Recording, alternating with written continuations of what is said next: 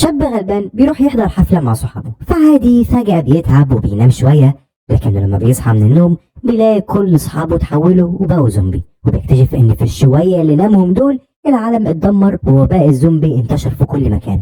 والمشكلة انه بيكون محبوس جوه بيت مع زومبي كتير جدا وما بيكونش عارف يهرب منهم ازاي. ايه اللي حصل بالظبط ويا ترى هيعمل ايه؟ ده اللي هنشوفه في ملخص النهارده، فيلا بينا.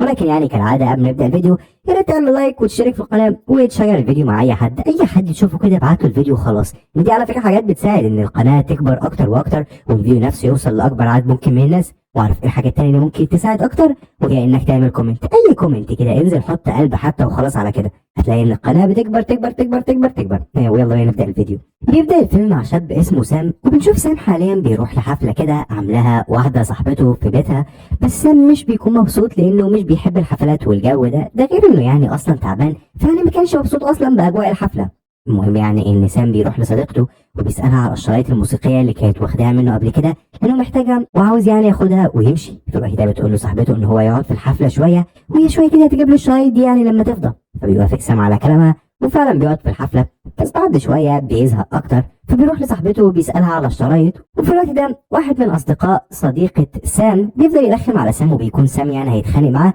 فتتدخل يعني صديقة سام وبتوقفهم هما الاتنين وبتقول لسام على الأوضة اللي هيلاقي فيها الشرايط بتاعته عشان ياخدها ويمشي. فبيروح سام للأوضة دي عشان ياخد الشرايط، بس في الوقت ده بيكون سام حاسس بتعب مش طبيعي، تخيل إن مناخيره بتبدأ تنزف دم من كتر التعب.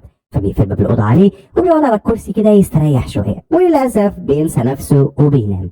بعد شوية بقى بيصحى سام من تاني وبيبدأ بقى الجنان كله. باختصار سام أول ما بيصحى بيكتشف إن النهار طلع وبيستغرب إن مفيش أي حد صحاه عشان يمشي، يعني حرفيا نام كتير جدا. بس يعني سام مش بيهتم وبيروح دلوقتي ياخد الشرايط بتاعته وبيخرج من الأوضة اللي كان فيها حاليا. وهنا بقى بيتفاجئ سام بمنظر البيت، إنه بيلاقي البيت متبهدل وبيلاقي الدم في كل مكان وكأن في مجزرة قامت في المكان هنا. فبيستغرب سام وبيبدأ يلف في البيت كله لحد ما بيلاقي واحدة من صحابه في البيت، فبينده على صاحبته دي عشان يشوف في ايه اللي حصل بالظبط. وهنا بتكون الصدمة، صديقة سام دي بتقوم تجري عليه عشان تاكله. ليه تاكله؟ لأنها اتحولت لزومبي، ومش هي بس، لا ده العالم كله انتشر فيه بقى الزومبي في الشوية اللي حرفيا سام كان نايمهم. المهم ان سام بيهرب من الزومبي ده بسرعة وبيدخل أوضة وبيقفل على نفسه، وبعد كده بيبص سام من شباك الأوضة اللي هو فيها حاليا دي، وهنا بقى بيتفاجئ ان العالم اتدمر بالكامل. وكل ما بيبص في شقة من الشقق اللي موجودة هنا بيلاقي الناس اللي فيها اتحولوا لزومبي. وبيشوف سام كمان عيلة كده في البيت، وبيكون في حد من أفراد العيلة دول اتحول لزومبي، وبالتالي أفراد العيلة بيخرجوا من البيت وبيركبوا عربية عشان يهربوا بيها، لكنهم بيعملوا غلطة صغيرة قوي ألا وهي إنهم بيعملوا صوت، فبالتالي الزومبي بيتلم عليهم وبياكلهم. وطبعا بيكون سام شايف كل ده ومصدوم زيه زيك يا صديقي. بعد كده بقى بياخد سام موبايل حد من الناس اللي اتحولوا زومبي هنا في البيت، وبيكون الموبايل ده بتاع بنت كده وكانت بتكلم يعني صديقها عن طريق الرسائل الصوتيه وقت انتشاره بقى الزومبي لما كان يعني سام نايم. المهم ان سام بيسمع الرسائل وبيلاقي ان البنت دي بتقول لصديقها انها في الحفله والناس بداوا يتحولوا لزومبي وياكلوا في بعض، وصديق البنت دي كمان بيقول لها انه في مكان تاني وبرضه الناس عنده اتجننوا وبياكلوا في بعض. وبيكون سام طبعا بيسمع كل ده وهو مصدوم ومش قادر يصدق او يستوعب كل اللي حصل ده في الفتره اللي كان نايم فيها. المهم بقى ان سام بعد ما سمع الكلام ده كله بدا يلف في البيت وطلع فوق السطح بتاع البيت على امل انه يشوف اي حد يساعده ويقول له يعمل ايه، لكن سام مش بيلاقي اي حد، فبيضطر يرجع لمكانه في البيت ويبدا ينظف المكان عشان يعيش فيه شويه لانه لسه مش عارف هيضطر يعيش هنا قد ايه اصلا ولا هيعمل ايه.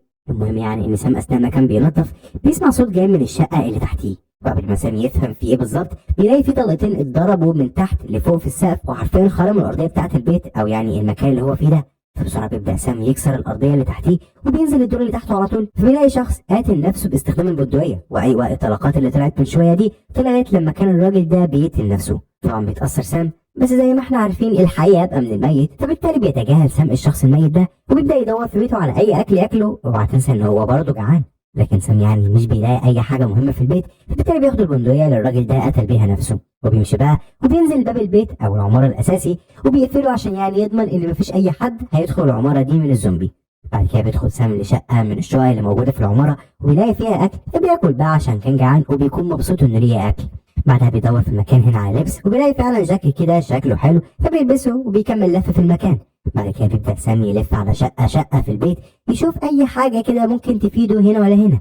حتى بيدخل شقة بيلاقي فيها زومبي بيهجم عليه، فبيبدأ سام بصعوبة يبعد عن الزومبي ده لحد ما بينجح فعلا إنه يبعده عنه. بعد كده بيعلم سام على الشقة دي من بره بعلامة إكس عشان يفتكر إن فيها زومبي وما يدخلش هنا تاني.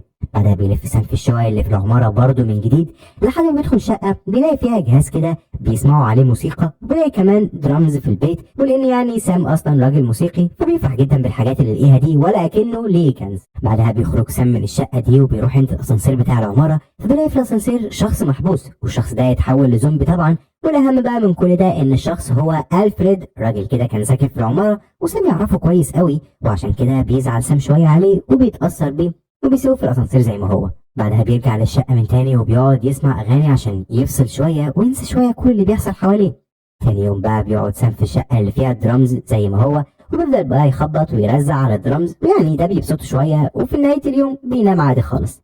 تاني يوم بقى لما بيصحى سام من النوم بيقضي يومه في الشقة وهو بيعمل أي حاجة حرفيا، مرة يلف في الشقة هنا وهناك، ومرة ياخد مسدس ألوان ويقعد يضرب بيه على الزومبي وهكذا.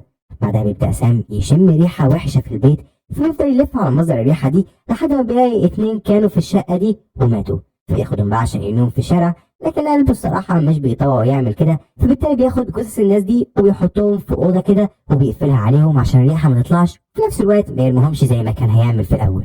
في الليل بقى بينام سام، وبعد شوية بيصحى من النوم على مشهد صادم، بيلاقي كتير من الزومبي يتلموا عليه وبيبدأوا ياكلوا فيه، وهوب بيصحى سام من النوم لأن كل ده كان حلم أصلا. اوعى تقلق كده يا صديقي وجمد قلبك لأن سام لسه عايز زي ما هو يعني.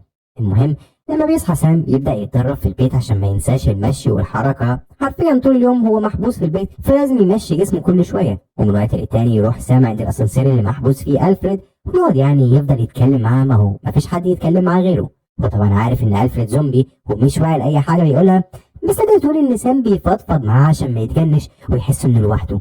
في كل الأحوال بعد كده بيفضل سام ينشن تاني على الزومبي بالمسدس بتاع الألوان اللي معاه، وفي الأثناء دي بيشوف قطة كده مستخبية تحت عربية من العربيات، فبينزل عند باب العمارة وبيفتحه وبيفضل ينده للقطة دي وهو ماسك في إيده تونة عشان يعني يأكلها، لكن القطة مش بتقدر تيجي لسام وبتجري منه، فبيخرج سام يجري وراها عشان يأكلها. وفي الوقت ده بقى في زومبي بيهجموا على سام، فبيترعب سام وبيفضل يضرب فيهم، وفي النهاية بينجح إنه يهرب منهم ويرجع للعمارة من تاني. ولما بيرجع للعمارة بيفضل سام يشوف نفسه لو يعني اتعضى أو حاجة، لكنه بيلاقي نفسه سليم الحمد لله فبيرتاح. بعدها بياخد سام البندقية اللي سبق وخدها من الراجل اللي قتل نفسه لو تفتكر، وبينام وهو مع البندقية في حضنه بحيث لو صحي وليه أي زومبي يعرف يقتله على طول. المشكلة بقى إن سام وهو نايم بيضغط غصب عنه على زناد البندقية، وهوب بيصحى من النوم من الفزعة بسبب صوت ضرب النار، ولما بيكتشف إنه ضرب النار بالغلط وهو نايم بيفضل يضحك وهو فرحان إنه على الأقل ما قتلش نفسه بسبب الغباء اللي عمله ده. المهم بقى ان سام بعد كده مش بيعمل اي حاجه غير انه بيقعد في البيت وبيروح بقى لألفريد يتكلم معاه شويه، بعدها يرجع للشقه يلعب درامز وهكذا وهكذا. ده يوم سام اللي بيفضل يتكرر كل يوم. بيبدا سام حرفيا يحس بالملل وانه عاوز ينهي على حياته حرفيا بسبب كل اللي بيحصل ده، وبسبب انه حاسس انه اخر شخص على وجه الارض وانه لوحده. بس الحمد لله سام بيعقل ومش بيعمل كده. بعد كده بقى يا صديقي وفي يوم كان سام نايم بيسمع بقى صوت جاي من أوضة جنبه في الشقة، فبيروح يشوف مين اللي في الأوضة دي وهو معاه سلاحه زي ما هو وجاهز لأي حاجة، لكنه بيلاقي في الأوضة دي بنت كده اسمها سيرا، وبتكون سيرا مصابة، فطبعا مش بيعمل لها أي حاجة، بالعكس ده بيسيب سلاحه وبيفضل يحاول يعالجها بكل الطرق. تاني يوم بقى كانت سيرا بقت أحسن شوية، فبالتالي قعد يتكلم معاها. بتعرفوا سيرا انها كانت في بيت جنبه هنا، وكانت يعني بتتنقل بين البيوت عن طريق الاسطح لان الزومبي مش بيعرفوا يتسلقوا الاسطح ابدا. وبتعرفوا سيرا انها اتصابت اثناء ما كانت بتعمل كده، فاضطرت انها تنزل عنده هنا في البيت. وبتعرفوا كمان انهم يعني لازم يشوفوا طريقه ويمشوا بيها من هنا، لانهم لو فضلوا هنا هيموتوا في الاخر من قله الاكل، خصوصا ان الزومبي في وقت معين في الاخر يقدروا يدخلوا هنا وساعتها مش هيبقى في مهرب. فبيعرفها سام انهم لو خرجوا من هنا هيموتوا برضه عشان الزومبي كتير جدا في الشارع وفي كل مكان، وبالتالي لازم يفضلوا هنا ويبقوا يشوفوا بعدين هيعملوا ايه. بعد كده بياخد سام سيرا وبيبدا يلف بيها في البيت، وبيعدوا يعني على الاسانسير اللي محبوس فيه ألفريد، وبيقولوا لسيرا انهم لازم يخلصوا عليه لان لو فضل عايش كده ممكن عادي جدا يتحرر ويقتله في وقت ما. بس سام بيعرفها ان ألفريد محبوس ومش قادر يأذيه، من غير يعني انه كان بيقدره قبل يعني ما يموت ويعتبره صديق ليه، فمش عاوز يقتله او يقرب له. فبتستغرب سيرا من كلام سام لكنها مش بتعلق وبتوافقوا على كلامه وخلاص. بعد كده بقى مش بيلاقي سام سيرا في البيت خالص، فبيستغرب وبيفضل يلف عليها في كل مكان لحد ما بيقدر سام يوصل لسيرا واللي كانت على سطح البيت او العماره دي يعني.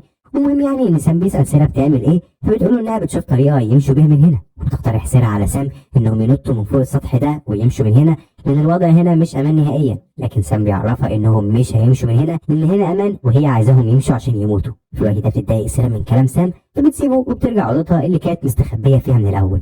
بيروح لها سام وبيفضل يعني يخبط عليها لكن سيرة لا بتفتح الباب بتاع الأوضة ولا بترد عليه، فبيلاقي سام وبيقتحم الأوضة عشان يتفاجئ إن سيرة ماتت بسبب الإصابة اللي كانت عندها. طبعا بيزعل سام على سيرة بشكل كبير جدا، وبياخدها بقى وبيحطها على السرير وبيعمل لها زي جنازة كده صغيرة تقديرا ليها، وبيكون سام متأثر جدا بموتها. بعد كده بقى بياخد سام كاميرا كانت مع سيرة وبيفضل يتفرج فيها على الصور اللي كانت هي واخداها، وبيشوف صور لسيرة مع عائلتها، وبيكون متأثر جدا إن الفرد الوحيد اللي لقيه في نهاية العالم برضه مات. بعد فترة مش طويلة بنشوف إن سام قرر خلاص يمشي من البيت زي ما سارة قالت له قبل كده، بس قبل ما يعمل ده بيجيب الشرايط اللي كان جاي أصلا ياخدها من صاحبته لو تفتكر، وبيولع في كل الشرايط دي، ولأن الشرايط دي كان فيها تسجيلات لحد قريب من سام واضح إنها خطيبته أو حاجة زي كده، وحاليا سام بيحرقها عشان يعني ما يكونش في أي حاجة تربطه بالماضي. بعد كده بيقرر سام إنه يمشي من البيت خالص، بس قبل ما سام يمشي من البيت مش بينسى ألفريد صديقه اللي كان طبعا طول قعدته في البيت هنا بيهون عليه وحدته، فبالتالي بيروح سام للأسانسير وبيفتح الباب لألفريد، فبيخرج ألفريد من الأسانسير وبيبدأ يلف ويتجول في المكان براحته، ومش بيقرب الصراحة لسام ولا بيهجم عليه، أكنه عارف إن ده صديقه وما ينفعش يقتله. عموما في كل الأحوال بعدها بيبدأ سام يطلع للسطح لأنه هيمشي عن طريق السطح زي ما سارة قالت له، بس قبل ما سام يعمل كده فجأة الزومبي بيقدروا يقتحموا البيت زي ما كانت سارة قايلة بالظبط، والزومبي دول بيبدأوا بقى يجروا على سام عشان يهجموا عليه، فبيفضل سام يضرب فيهم وبيبعدهم عنه بكل الطرق، وبصعوبة كبيرة بينجح إنه يوصل للسطح. واي نعم في زومبي بيطلع وراه، بس سام بيقدر يبعده عنه. بعدها بيربط سام حوالين نفسه حبل كده وبيستخدم الحبل ده وبينط بره العمارة خالص. بعدها بيتسلق عمارة تانية وبيقعد على سطحها، وفي اللحظة دي بس بيحس سام إنه فرحان جدا لأنه أخيرا قدر يهرب من سجنه في العمارة اللي كان فيها. ولسه سام ما يعرفش الصراحة إيه اللي هيحصله في الأيام الجاية، بس اللي سام متأكد منه الصراحة إنه على الأقل هيفضل عايش وهيفضل يحاول يلاقي حد يعيش معاه ويأنسه في وحدته في وسط العالم المتدمر ده. وعارف يا صديقي إن النهاية تحسها مش كاملة، بس يعني اشكل المخرج ما تشكليش، أنا ماليش دعوة، هو الفيلم خلص هنا، المرة دي بينتهي الفيلم، ولا أتمنى يكون عجبكم، أتمنى يعني. وبس كده، سلام.